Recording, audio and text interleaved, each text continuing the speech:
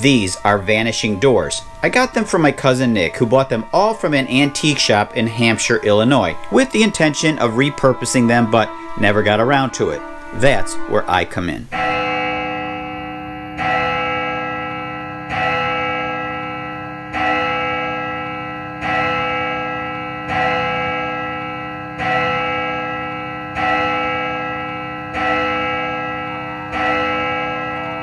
I guess you can say that today's video will be adorable.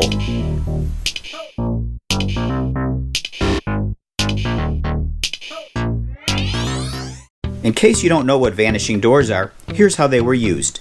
These are made by the Evans Company in the 1920s. Upcycling these doors into something that looks good and can be useful is difficult.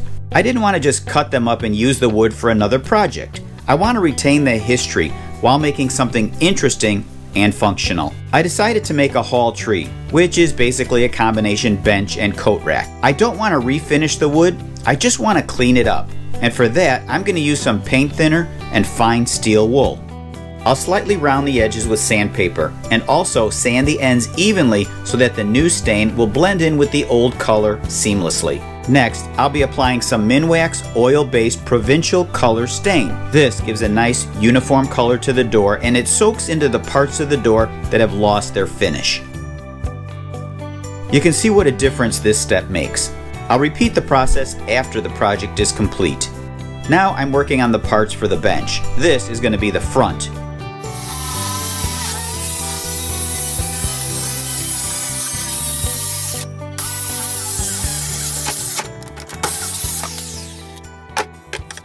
This piece here I cut off of the side.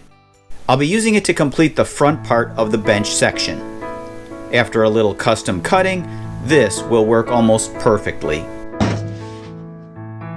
Using more parts from door number 2, I'll be gluing these pieces together to form the top of the bench.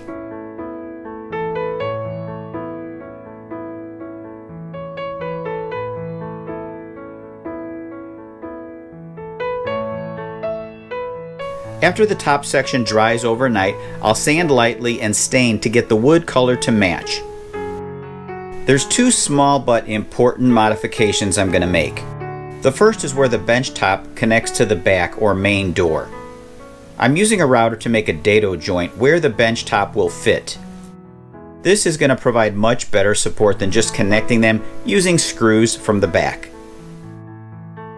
I'll also make another dado on the underside of the seat. This will also provide much more sturdiness and stability. When making a dado joint on a table saw like I'm doing here, it doesn't make it perfectly flat due to the angle of the saw blade teeth. Even after sanding it, I decided to go over it with my router to get a perfectly flat surface. I had to cut up a third door to make the sides for the bench. Now it's time to assemble the bench. I made the sides a bit long so that I can cut them down to fit perfectly.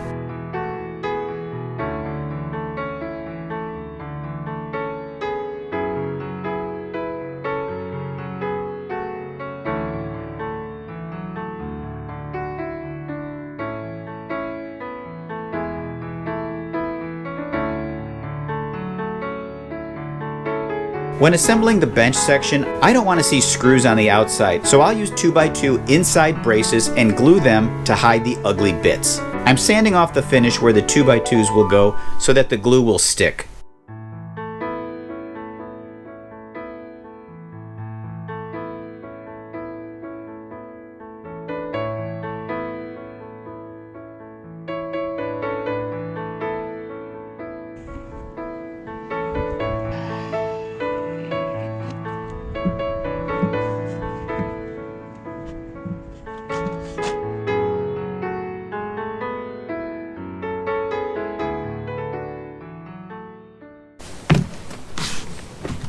Well, my vanishing door hall tree is really starting to take shape. I'm almost finished.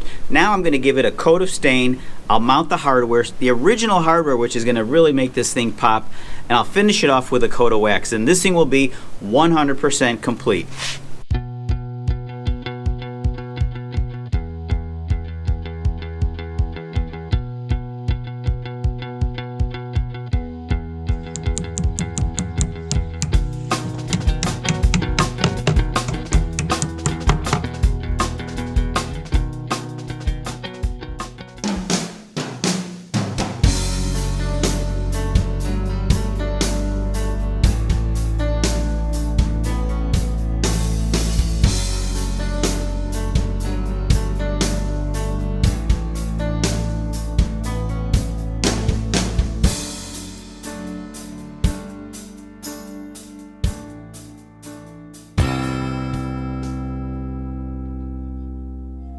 just trade the power game and the remote control. That's all I need.